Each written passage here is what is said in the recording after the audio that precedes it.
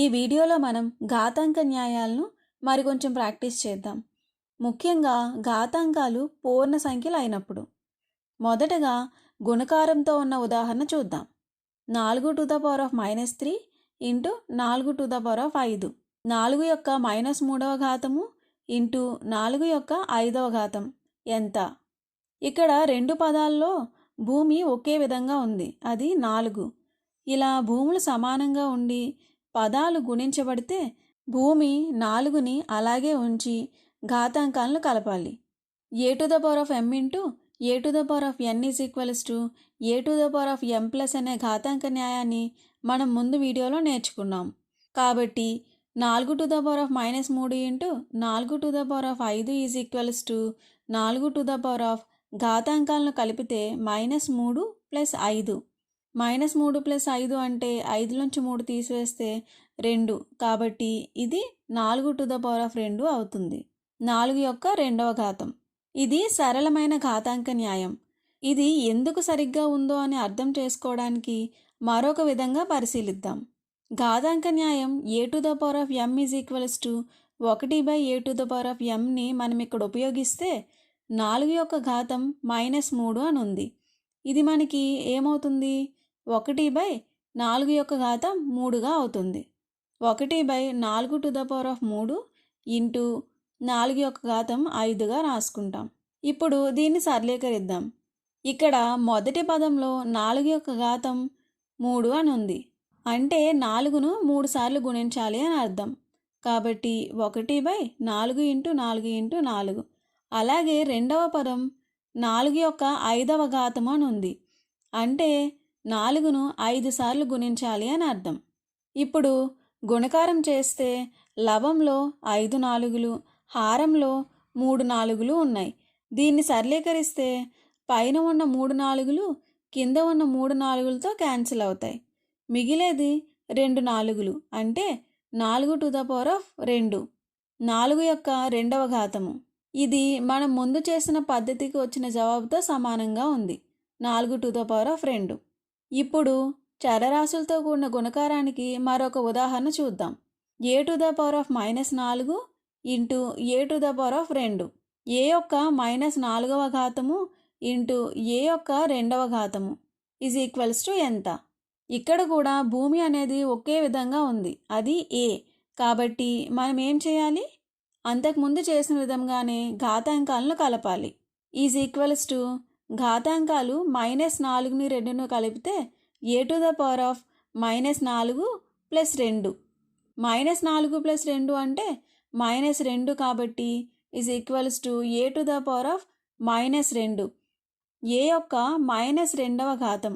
ఇది అర్థం చేసుకోవడానికి దీన్ని మరలా వేరొక పద్ధతిలో కూడా సరళీకరిద్దాం. ఇక్కడ a యొక్క -4వ ఘాతం అని ఉంది. దీన్ని మనం ఎలా రాసుకోవచ్చు? 1/a⁴, అంటే 1/a యొక్క 4వ ఘాతంగా రాసుకోవచ్చు, ధనాత్మక ఘాతంగా, ఇంటూ a⁻². a యొక్క 4వ ఘాతం అంటే ఏమిటి? aని 4 సార్లు రాయాలి, కాబట్టి 1/a. అలాగే a యొక్క 2వ ఘాతం అంటే ఏంటి? aని 2 సార్లు గుణించాలి అని అర్థం. ఇప్పుడు లవంలో ఉన్న 2 ఏలు, హారంలో ఉన్న 2 ఏలు క్యాన్సిల్ అయితే మనకి హారంలో ఇంకా 2 ఏలు మిగిలి ఉన్నాయి. కాబట్టి ఇదేమవుతుంది? 1/a². దీన్ని మనం ఎలా రాసుకోవచ్చు? a యొక్క ఘాతం -2గా రాసుకోవచ్చు. ఇక్కడ కూడా గమనించినట్లయితే మనకి అదే సమాధానం వచ్చింది, a⁻2. a యొక్క -2వ ఘాతం. ఇప్పుడు భాగాహారంతో ఉన్న ఉదాహరణ చూద్దాం.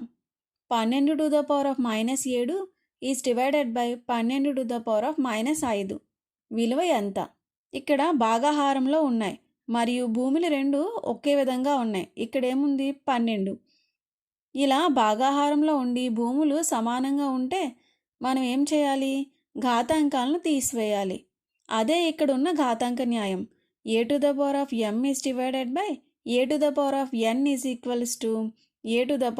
a⁻m-n.